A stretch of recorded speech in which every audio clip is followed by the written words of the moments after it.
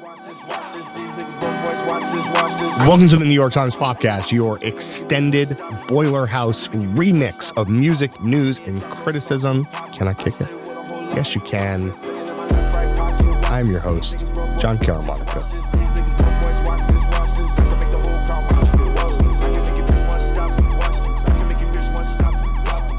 We are talking this week about fast music. If you were listening to what we were just playing and you were like, damn, that sounds quick. That was the Arizona Tears Plug and Be remix of Watch This by Lil Uzi Vert, which was a kind of a blippy Billboard hit a couple months ago. And I think that was one of the moments where a thing that's been happening a lot on TikTok cracked through to a broader awareness, which is songs are not songs anymore. Songs are entry points. Songs are tools. Songs are raw material that can be manipulated. And I think what we have seen in recent weeks and months is that sometimes the manipulation is more popular than the song itself. So this Uzi song, which was not a song, became something of a viral hit and became Billboard successful, not in its original form. That is a reflection of a lot of things that have been happening with the music industry lately, and Universal, Warner Music, etc. have now been doubling down and saying, hey, you crazy kids on TikTok, you want fast music? We will give you fast music, and have been putting up their own playlists, if I'm not mistaken, not marked as label playlists, but putting out their own playlists with sped up versions of songs that they are putting out in hopes of feeding this mouth that is wide open and ravenous. To talk about it this week, we are going to have Elias Leight. Elias Leight works at Billboard, is a diligent and focused reporter on the industry, catching these trends very early on. Elias, welcome. Thank you so much for having me.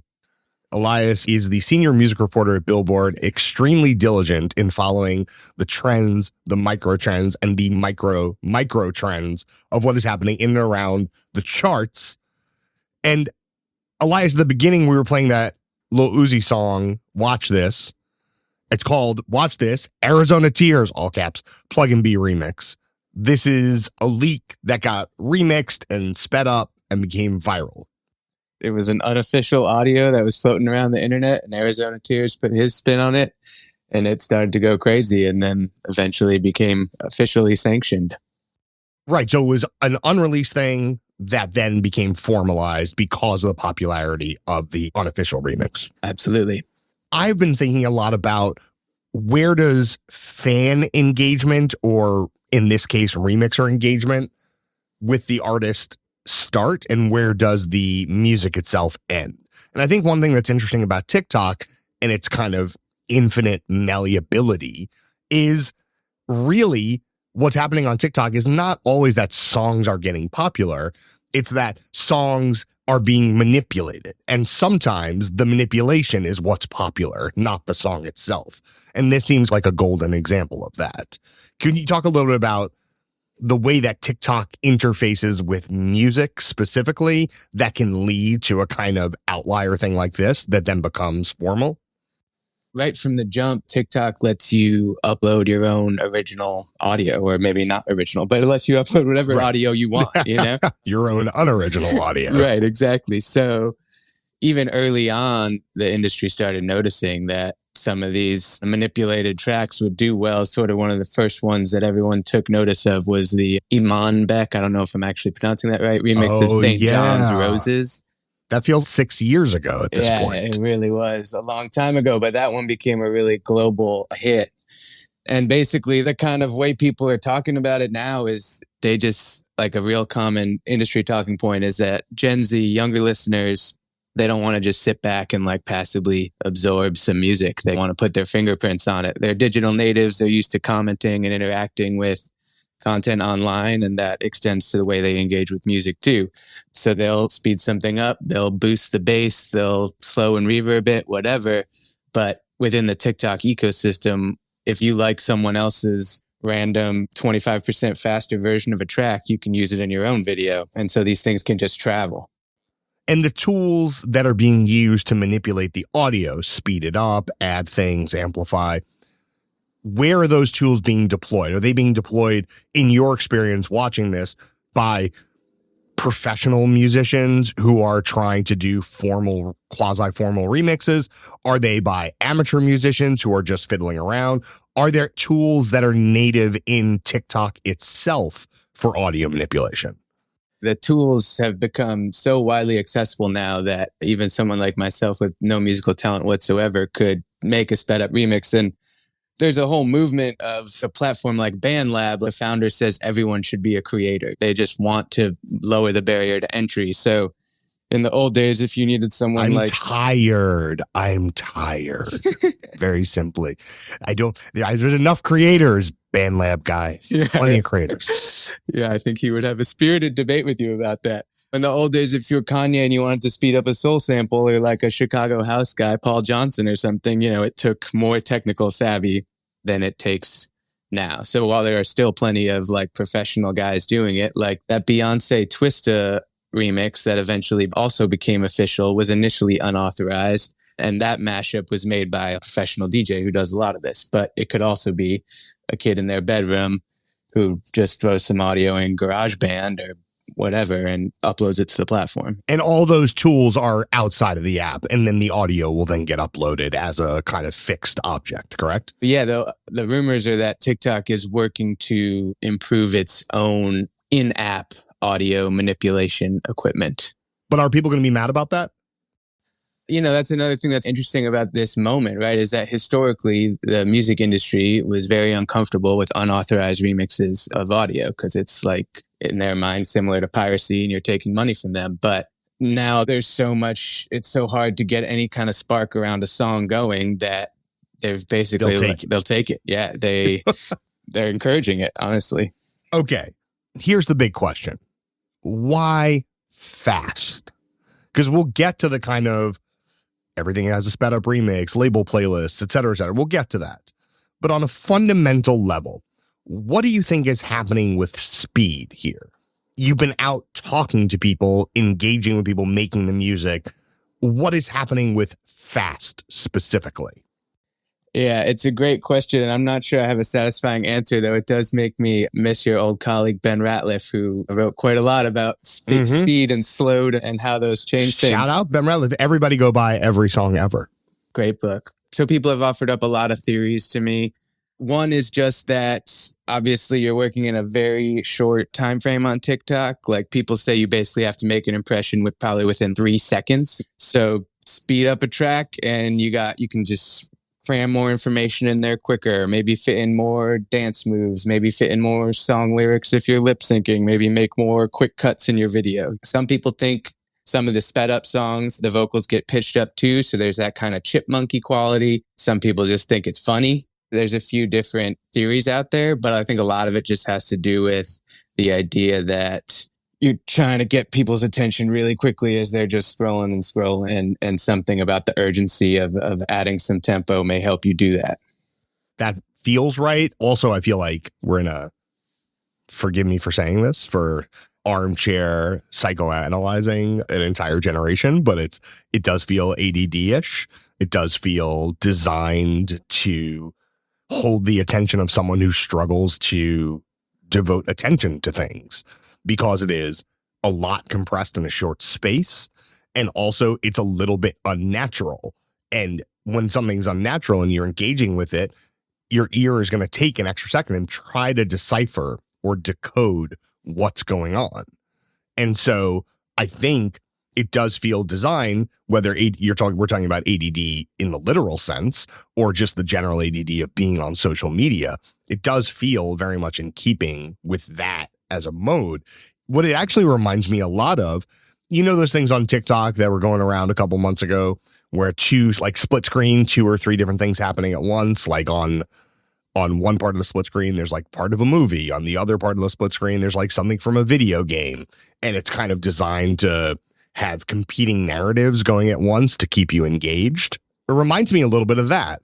The competing narrative is like the speed and the destabilization of the audio.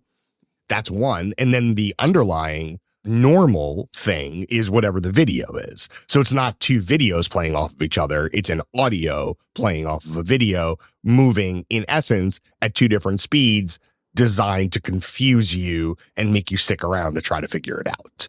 That's how it scans to me. Yeah, I like that. Good theory. Just freestyle. Yeah. Just purely freestyle. This has been going on for a while. You wrote about fast music in Billboard as far back as November. Obviously, we're talking about remixing. We're talking about nightcore, right? We're talking about plug, but we're also just talking about sped up audio, kind of like unromantic and, dare I say, untechnical. Yeah. Can you talk a little bit about what you were writing about 6 months ago or 8 months ago? Now I feel like you've had 3 articles in the last 6 weeks about it. But what were you writing about when you first started writing about it? Yeah, it's definitely a topic that we keep hitting. Last year, like we said, it had been building for a while, but it really reached a point where it felt like 5 or 6 tracks had benefited from some type of sped up trend and became massive. Miguel's Sure Thing is one of the ones that, it's more than a decade old. It's now the biggest hit of his career, and a sped up remix helped that one go bananas. Remind me, was there a producer on that or a remixer, or it was just a sped up mix? It was a sped up one that took off on TikTok, and now they have an official one out, but that was just, I believe it was just a fan version that caught fire on the app. All right, let's listen to some sped up version of Miguel's Sure Thing, which fan or otherwise, fan or industry automaton or AI, it's fast. It's fast and it was popping. This is Miguel's Sure Thing, very fast.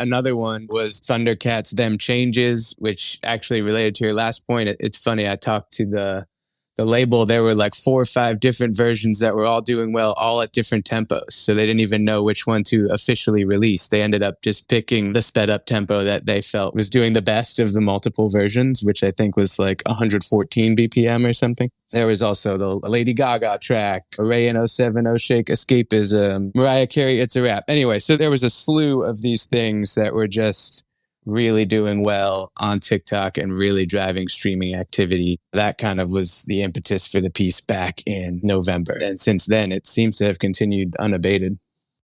When you were first talking to label folks about this, what was the general disposition that they were having? Was it befuddlement? Was it enthusiasm? Was it, damn, this is actually out of our control and what the hell? Well, all of the above. Yeah. If you work at a record label and it's a dream to have something that's sitting in your catalog all of a sudden become a huge hit or a viral sensation. And there's probably people whose jobs it is to engineer that kind of attention.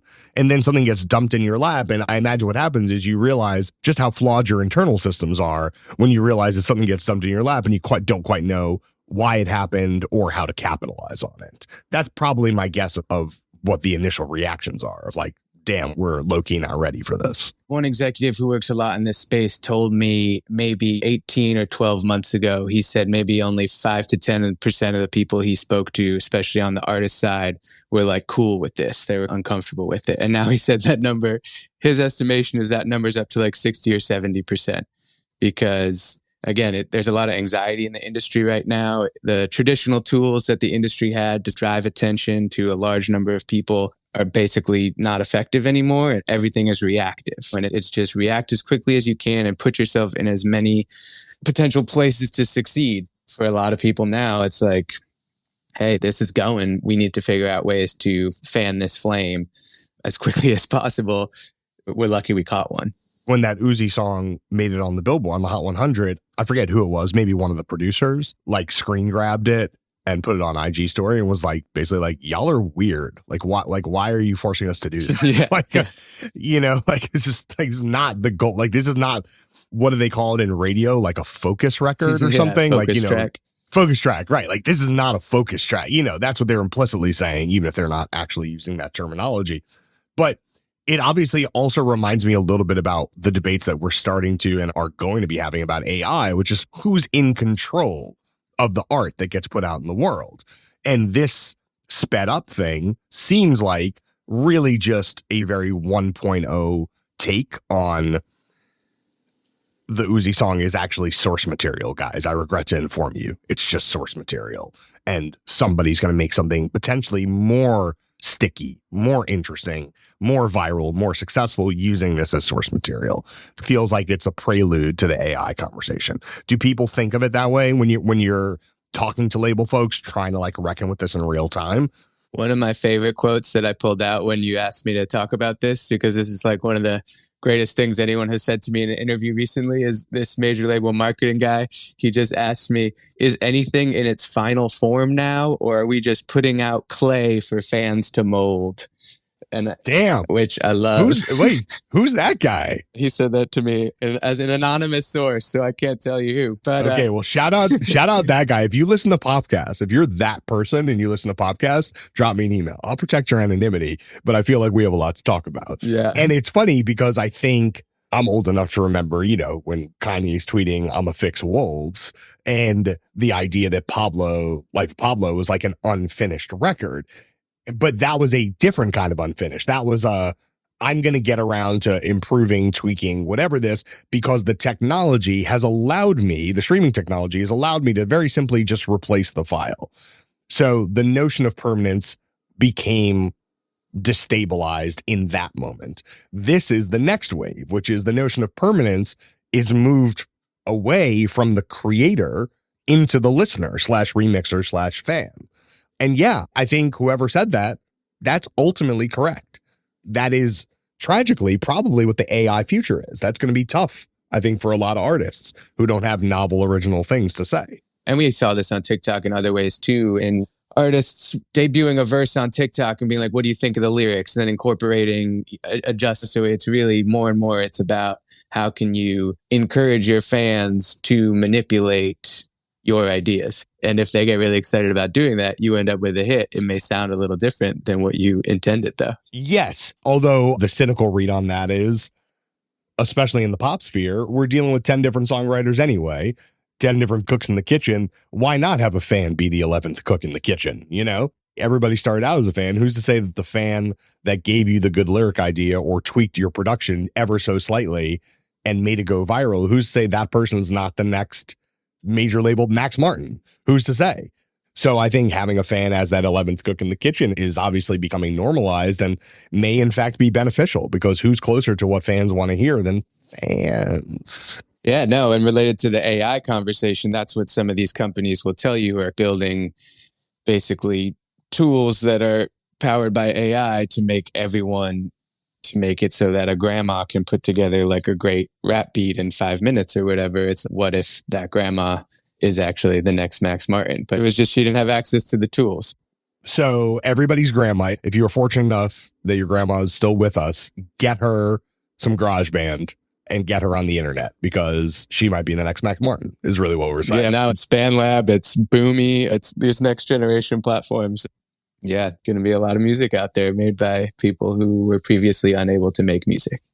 If we can talk a little bit about the aesthetic approaches, like I said, there we have Nightcore, we've got Plug, we've got other kinds of styles, quote unquote. There's different aesthetic approaches at play here that feel like they're at home in different corners of TikTok. And ultimately, this is all TikTok. I guess the closest that I can think of is like every now and again, I'll be listening to Hot 97, like on a Friday night mix show or a Saturday night mix show, and I'll hear a Jersey Club remix of a regular mainstream R&B song or hip hop song. And in my mind, I'm like, that's maybe a little bit better than the original, but it's not formally released. It's some blend, it's either the DJ blending in real time, or it's some kind of a local producer who probably put something up on SoundCloud that the DJ pulled up off. So it's not that it's impossible to take a conventional hit, have it be remixed, and have it played on the radio in a more mainstream way. But most of this is happening on TikTok. Yeah, for sure. And also SoundCloud. I mean, there's so many places where it proliferates, though I feel like a lot of the attention is on TikTok, just because if you get that viral trend going on TikTok, then that leads to such a strong driver in streaming activity, you know, and everyone takes notice. But yeah, you find this stuff, you find it on AudioMac, you find it on SoundCloud, you find it on Reels, you find it on Facebook, but TikTok being at the center of driving virality right now, that's often where people focus. To go back to what the marketing guy said to you about, are we just making lumps of clay? And also the Thundercat situation. I think if you go back, forgive me, I know I'm older, but if you go back to the 90s and you would have CD singles or maxi singles with 5 different remixes of a pop song designed to go in 5 different places. Now, I'm not saying they were all successful. I think it was a lot of labels being like, what if this was a soulful house song? What if this was a tribal house song? What if this was a British style club song? And then in hopes of getting it into those DJs' hands and in DJ sets. The Thundercat thing that you described, maybe there should be a fast version for TikTok and a slightly slower version for Reels and a slowed version for radio. I mean, maybe that is in fact what all artists should be doing.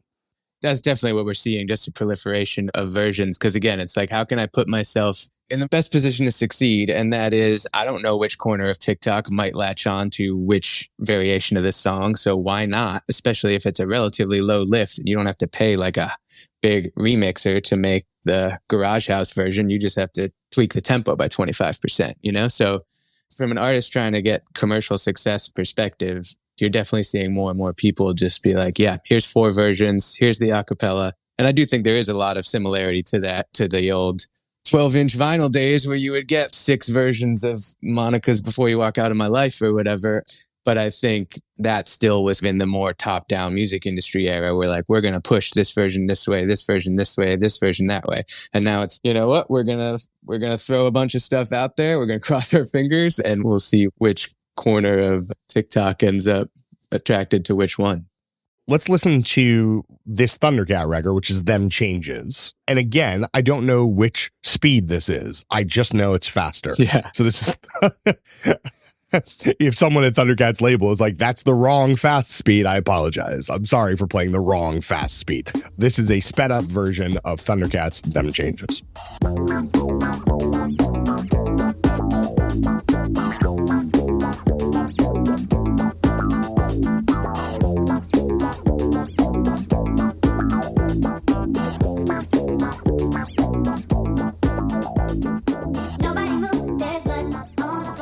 One thing that's come up and I've seen a little bit of coverage of from yourself, I saw Ashley Carmen did something recently, is about the cynicism of labels seeing what we've been talking about for the last 20 some odd minutes and saying, okay, it's our time. It's our time to shine.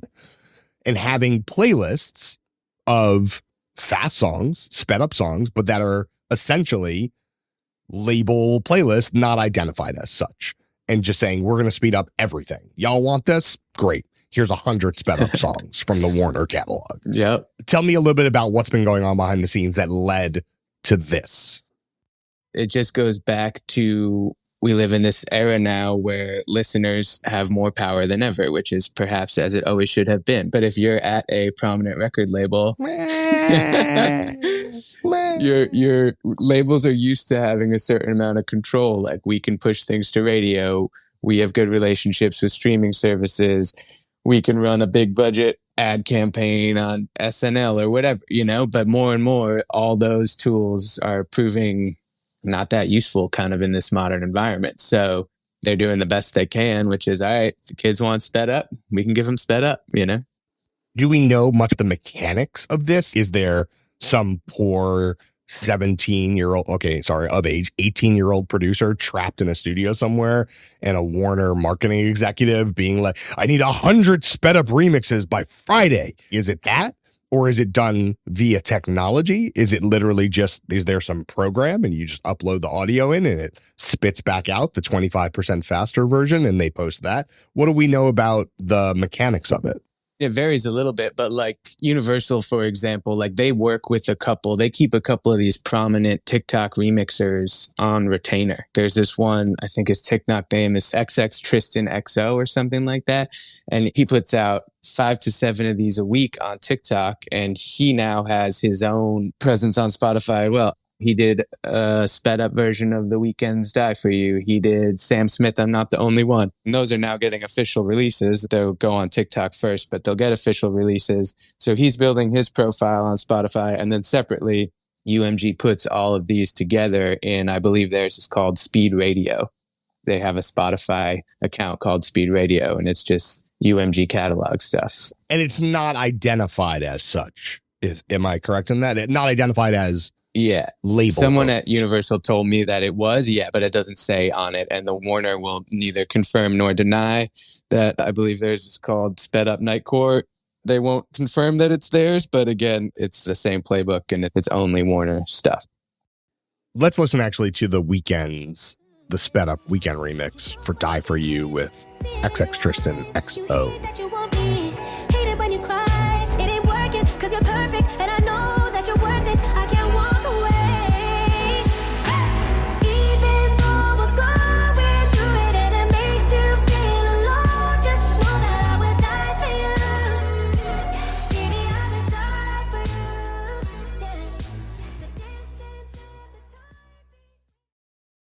Okay, let's be honest. Like, some of these songs really make sense sped up. Some of them are just fast. And obviously, a fast version of a familiar song has that extra layer of instability that is so crucial, I think, for getting attention on TikTok. It's like a thing that just moves quick, but you don't quite know what it is. You're liable to let it go by. Ear-wise, you're liable to let it slip by. But I feel like, I don't know if it has to be a super famous song. Obviously, like the Thundercat song is not inherently a super famous song, except unless you're a fan. But I say more often than not, what's really working is the juxtaposition of a well-known thing with an unconventional approach. I think that's absolutely true. I mean, in general, what we've seen in more recent years on TikTok is there's definitely been a wave of what they call catalog stuff going viral, getting rediscovered. And I definitely think if you already have that familiar hook, the tempo change, you have two things that are grabbing you. And if you look at the recent wave of songs that have done really well, thanks to sped up versions like that Miguel record, like that was a hit the first time around. Thundercat Them's Changes is also not maybe a hit by Miguel standards, but it was pretty well known. Then you get that tempo shift and gets rejuvenated in a new way. But there's definitely, I think it's pretty potent for catalog records. One marketer down in Nashville, whose name is Johnny Cloherty, he was like, if I were in charge of a catalog, I would just be shooting out like 5 of these remixes a day, just see what catches. I think the example he used was like, I don't know what a sped up version of Simon and Garfunkel's Bridge Over Troubled Waters would sound like, but maybe that's the next TikTok hit, you know? Dark. Dark. Dark. Dark. Not wrong, but a little bit dark. Come on. I know you're a reporter. You're not supposed to I'm just a vessel for other people's opinions. Yeah. Dark. Very dark, though. Okay. The sort of nuances of the subgenre styles, which is the different variations of sped up, nightcore, etc. Do they have specific meaning? Or at this point, is all fast music bleeding into each other? I understand. If you've made it this far in the podcast, you know I'm sympathetic to subgenre. It's not like I'm not dismissing the artistic innovations of any specific one of these subsegments. I'm simply suggesting that it's moving fast and it might be leaving less of an aesthetic fingerprint. That's all I'm saying. But that's a proposition. That is really interesting and something we've tried to talk to people about a little bit. Do you think this will have a lasting impact? Like I talked to radio people, like how are you handling this? If it becomes a hit, do you play the sped up version or you play the original? And for now, I think the industry is mostly of the school of thought that sped up is cool, gets things going, but the original is what matters. The original is what we get extra playlisting for on today's top hits or whatever and push to radio. There are a few songs that are interesting, like Kafune Tech It, where the sped up version is actually more popular than the original. They both have a lot of streams, but the sped up is out streaming the original, I think. Shout out Noah U. So it's like an up-tempo rock record, and the sped up Tech It has outstreamed the normal speed Tech It. So there's another one. There's a young singer on RCA named Ari Abdul. She has one. So it's kind of interesting to think about, like, will this have a lasting impact? But right now, I think it does seem that most of the energy ends up going back to the originals. Miguel put out sped up Sure Thing, but it's the original that's getting most of the looks. But is it getting most of the looks because the system is set up to emphasize the older version? Because at a certain point, maybe it makes sense if we're talking today's hits type playlists or up from TikTok type playlists. You should just put the sped up version. Obviously, it won't end up on like New Music Friday because technically it's not new music. Oh, I guess it is new music, right? It's a new version of an old thing. Yeah. It's a thing that didn't exist previously. So maybe those things should be the ones that are getting pushed in those spaces. There's definitely kids who are just listening to sped up stuff, and I want to find them. If you're listening to podcast and you are one of those kids, email Elias, please. I wonder if it's going to become outmoded for us to even have a conversation like this about making a distinction between the original work and a sped up work. Maybe if you're 16 now, those two things, quite literally, they exist hand in hand. It's one creative lump of clay, to use that person's example. Maybe there's not an actual distinction. I don't know. Like, are we fuddy-duddying right now? I think that is where it's going. It's A&Rs will tell you. Basically, they want to start just putting out the stems. They put out a hit, put out a song, but put out the stems and see what happens. And then I think there is probably a generation for which the artist version may not be so sacred. To the extent that you have talked to musicians who are confronting this in real time when it's happening to their music, how possessive, you mentioned the percentages earlier that someone had quoted you from a label person, but like, have you had direct conversations with musicians about either embracing this or the anxiety that they have about it? It's funny again, because there's just so much anxiety around maintaining commercial momentum right now. I imagine there are people who I have not yet found who are pissed about the whole thing, or at least feel weirdly about it. But we're definitely seeing more and more that people are just going along with it as a necessary evil if it's something they're not okay with. Where's the money going? Is the money sorted out, or are people figuring this out extremely on the fly? That depends too. One of the things, of course, that the labels are excited about is because the system is primed to push Miguel's original Sure Thing, right? That's getting a ton of the streams. So the fact that on TikTok, maybe a bunch of people are using a sped up remix doesn't really matter that much, because they're still making bank off how well the original is doing. Since a lot of times, again, the originals would get all those commercial opportunities, and those are all the paper is done and the labels and artists have their stuff worked out. A lot of that money still flows back to them. There is some concern, right? Again, these are often unauthorized remixes, so some money is leaking out of the system.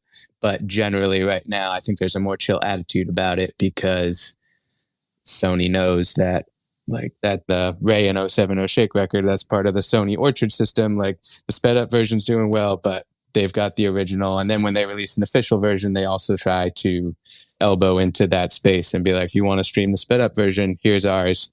We're making money off it.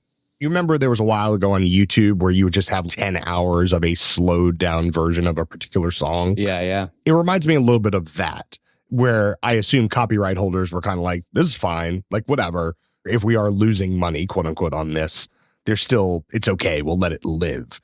The gray area still seems to be in play. Do you get the sense that labels and TikTok are moving towards a kind of like automatic monetization of these kinds of remixes? Yeah, you want to put out a sped up version of this Jay-Z song? Great, knock yourself out. But we own 90% of it, or we own 100% of it. The industry is a little concerned about how much TikTok pays them in general, but TikTok, as soon as TikTok is able to identify a sound, it tries to direct the data back to the original rights holder, right? So once Thundercats Them Changes remix becomes viral, like, they're going to be able to tag that, and so people know this is where it's coming from. You don't make much money from anything that happens on TikTok right now, which is, again, something that the industry is not thrilled about. TikTok tells you, of course, though, that it's just like it's a platform for exposure, and you make your money elsewhere. I think the industry is a little more attentive to if there are unauthorized Thundercat remixes floating around Spotify. They might find those and take those down because that's a platform that they really can monetize. So that's where you keep an eye out for unauthorized remixes there. You make sure your sped up version is up, and that's where you make sure you get your streaming money. TikTok's still a little more of a free for all. So basically what you're saying is if you would like to flout copyright and ownership restrictions, TikTok is where it's at. I think I should not. Said the Billboard. Said the Billboard reporter. I said that. Elias did not say that. Nobody should do anything illegal. Exactly. Nobody ever do anything Never. illegal. I said it. If you have to blame somebody, blame me. Blame me and blame Ed Sheeran. Okay. I think that we've covered a lot. I think I want to go out with that Kafune song. I actually was just looking up the Spotify numbers. Yeah. Original Tech It, 162 million. Just for kicks, Tech It slowed, is the thing, 8.8 million. But Tech It sped up, 174 million. You addled kids just wilding out. I see you. That's our show. Listen to every podcast ever at nytimes.com/popcast. Also, there's a audio app you can download. Popcast is on there. NYT Audio. Go get that in the App Store. Email us, popcast@nytimes.com. We have a mailbag episode coming up pretty soon. Get involved in that. Subscribe to Popcast anywhere you get your audio content. That would be Apple. That would be Stitcher, that would be Spotify. There is not, as of yet, sped up Popcast, but maybe if somebody would like to do a Nightcore remix of a Popcast episode, I'm low-key curious what that might sound like. Get in the Discord, get in the Facebook group, tinyurl.com/Popcast Discord /Popcast Facebook.